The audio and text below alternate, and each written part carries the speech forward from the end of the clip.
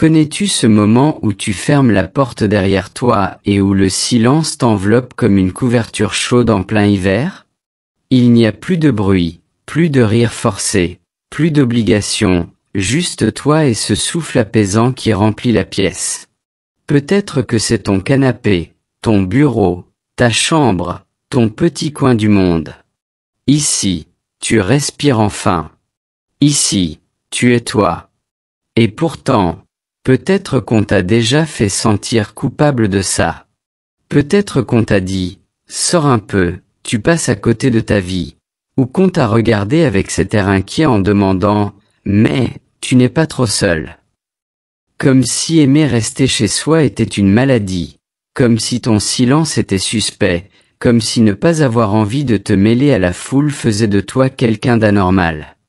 Aujourd'hui, je veux te dire quelque chose que personne ne t'a peut-être jamais dit. Et si c'était l'inverse? Et si ta manière de vivre, que le monde critique, était en réalité un signe d'intelligence intérieure, de force psychologique? Et si ce que les autres appellent « fuite » était en réalité une quête? Carl Jung, l'un des plus grands explorateurs de l'âme humaine, pensait exactement ça. Il disait que la société ne comprend pas toujours ceux qui marchent vers l'intérieur plutôt que vers l'extérieur, mais que ces personnes possèdent un trésor rare. Ce que je vais partager avec toi aujourd'hui, ce sont 6 vérités que Jung a découvertes. 6 vérités qui pourraient t'expliquer pourquoi tu te sens si bien à la maison, pourquoi ce choix, loin d'être une faiblesse, est peut-être ta plus grande force. Ces vérités ne sont pas des théories abstraites, mais des clés qui ouvrent une porte sur toi-même. Et si tu restes avec moi jusqu'au bout, tu verras ton refuge différemment et peut-être que tu n'ouvriras plus jamais ta porte de la même façon.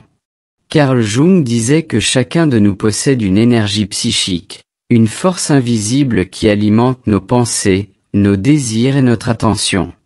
Il appelait cette énergie la libido, non pas au sens sexuel, mais comme une force vitale qui nous fait avancer.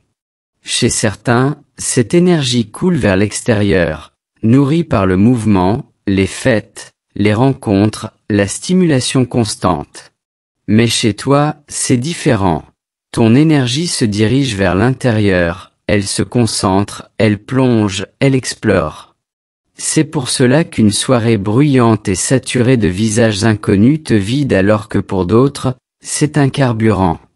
Ce qui te recharge n'est pas l'agitation mais le refuge, être dans ton espace, parmi tes affaires, avec le silence comme seul compagnon, avoir le temps de penser, de ressentir, de créer ou simplement d'exister. Ce n'est pas une faiblesse, c'est ta nature. Et essayer de vivre comme un extraverti alors que ton âme est introvertie revient à t'épuiser contre un courant qui n'est pas le tien.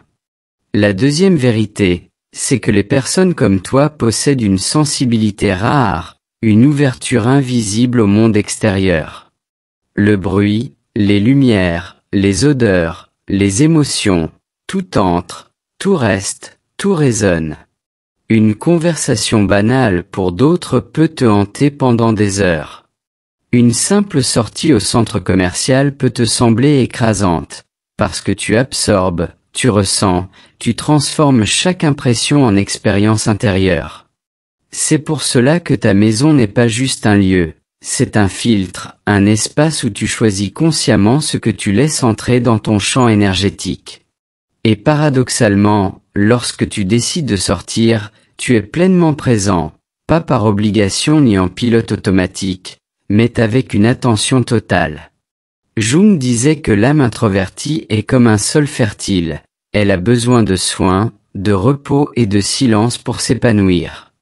Et parfois, la meilleure façon de te protéger du tumulte, c'est simplement de rester chez toi.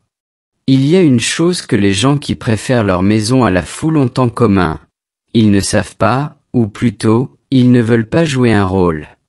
Pour toi, sourire par politesse alors que ton esprit hurle le contraire est un effort presque insupportable.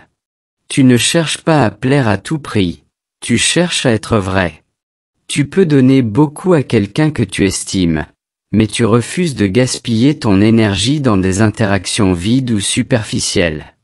Jung disait que l'authenticité est la marque des âmes profondes, et que pour elle, la pire des violences, c'est de se trahir pour se conformer. Cette authenticité radicale est parfois mal comprise. On te juge froid, distant, voire antisocial. Mais en réalité, tu es sélectif, non pas par arrogance, mais par respect pour ton espace intérieur. Chaque parole, chaque regard, chaque moment compte, et tu refuses de les dilapider dans le bruit ambiant. La quatrième vérité, c'est que tu ne vis pas à la surface. La profondeur est ton oxygène. Une simple discussion sur la météo t'ennuie rapidement, mais une conversation où l'on parle des peurs, des rêves, des blessures, de ce que signifie vraiment vivre, là, tu t'animes. Tu cherches ce qui est caché sous les apparences, les racines derrière les comportements, le pourquoi derrière le comment.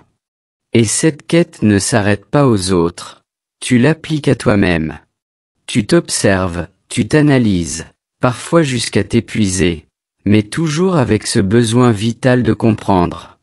C'est pourquoi ton foyer est plus qu'un abri. C'est ton laboratoire intérieur, le lieu où tu plonges dans les profondeurs de ta pensée, où chaque lecture, chaque silence, chaque moment d'introspection est une exploration. Le monde extérieur est une mer agitée, mais ta maison, c'est ton océan intérieur, calme en surface, infini en dessous. La cinquième vérité que Jung aurait voulu que tu comprennes, c'est que rester chez soi n'est pas fuir les autres, c'est parfois se protéger de leur influence. Le monde extérieur a ses humeurs, ses colères, ses modes, ses illusions.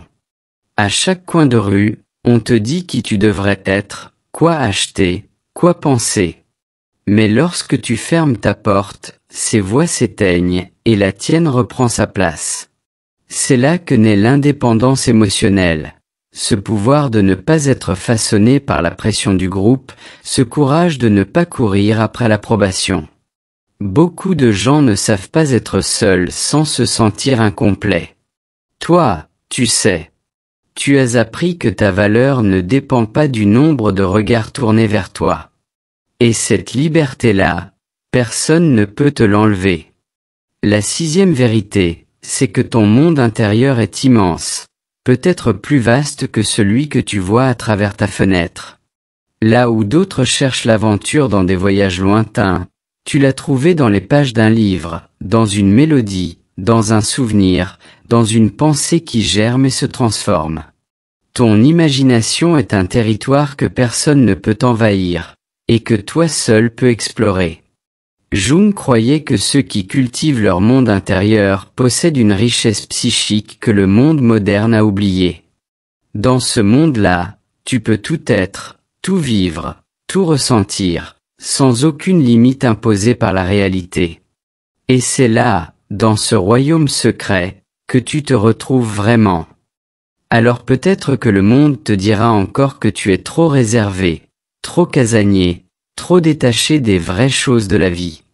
Mais maintenant, tu sais que ce qu'ils appellent l'isolement est souvent une force. Tu sais que ton énergie tournée vers l'intérieur est un moteur, pas un frein. Tu sais que ta sensibilité au monde extérieur n'est pas une faiblesse, mais un radar précieux qui capte des nuances invisibles aux autres. Tu sais que ton authenticité est un filtre qui écarte le bruit pour ne laisser entrer que l'essentiel. Tu sais que ta soif de profondeur est ce qui te relie à la vérité. Tu sais que ton indépendance émotionnelle est ta forteresse.